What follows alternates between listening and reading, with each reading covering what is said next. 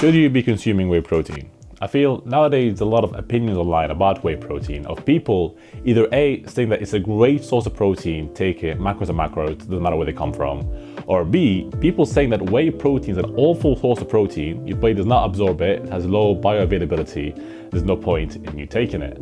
For me, I'm right in the middle. I think whey protein itself is a great source of protein, but the main issue comes from the other ingredients companies add to it to make it taste better or give it a longer shelf life.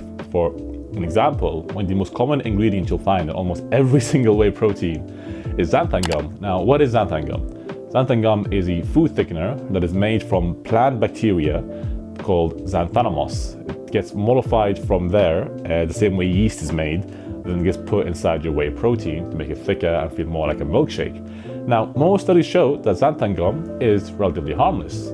However, all the studies I've seen are short-term studies and not done on a long-term scale. And if you're buying whey protein, you're not buying just a one-off portion, you're buying a big bag with 40 or 80 scoops, depending how big it is. And if you're someone who goes to the gym, who's been training for years and will be for the foreseeable future, you're probably gonna have whey protein almost every single day. So it makes sense to avoid these things because it can easily compound over time. If you have xanthan gum day after day, every single day, endlessly, there's a lot of pressure and stress you are placing your gut and intestines under.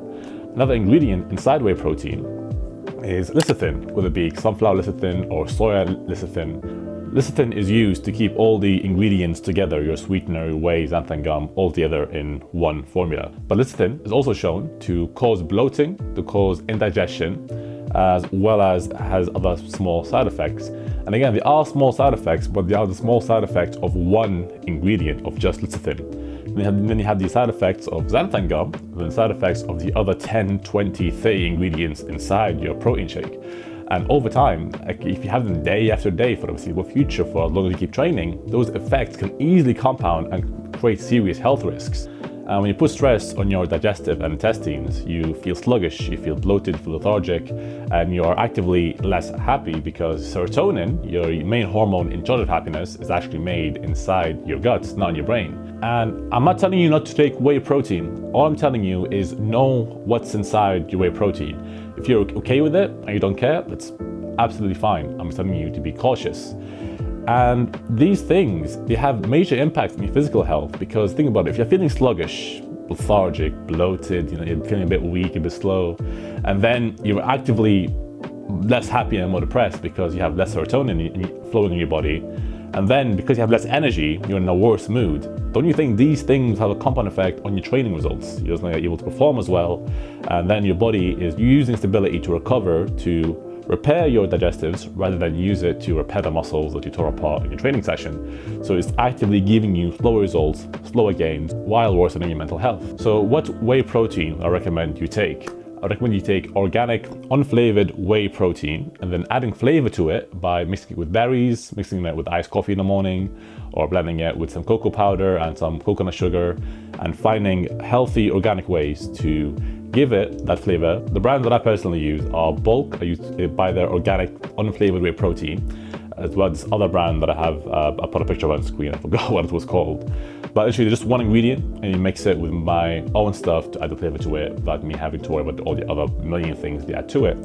And in terms of bioavailability, that's the term here a lot online. What bioavailability means just how much of that substance you're consuming actually gets absorbed. For an example, vitamin pills have low bioavailability because a lot of research shows your body just pees them straight out, does not actually consume it. Whey protein, it has good bioavailability. Your body will use the build muscle, your body will digest it just fine. You don't have to worry about it too much. Now, of course, it's not going to have as high bioavailability as stuff like steak, eggs, and chicken. Those would always be your top sources of protein, and I would recommend you have no more than 40% of your daily protein intake come from whey. That's the max. I feel should never be over half. I think 60% of whole foods and 40% of whey protein is a good balance to have, because you have to keep in mind, whey protein is a supplement, not a main meal, something for you to rely on. And if you have that balance, then you'll also be getting all the nutrients that come from steak and eggs and chicken, all the fats, all the other things in it that help with your hormones and metabolic balance. Now, I know this is a very complex topic, so if I left anything out, please do put in the comments down below. I'll be more than happy to get back to you. If you find value out of this video, please like, subscribe. It doesn't cost you a thing and really helps me out. I also am an online coach. If you like one-to-one private online coaching and build your dream physique, that'll be the first link in the description.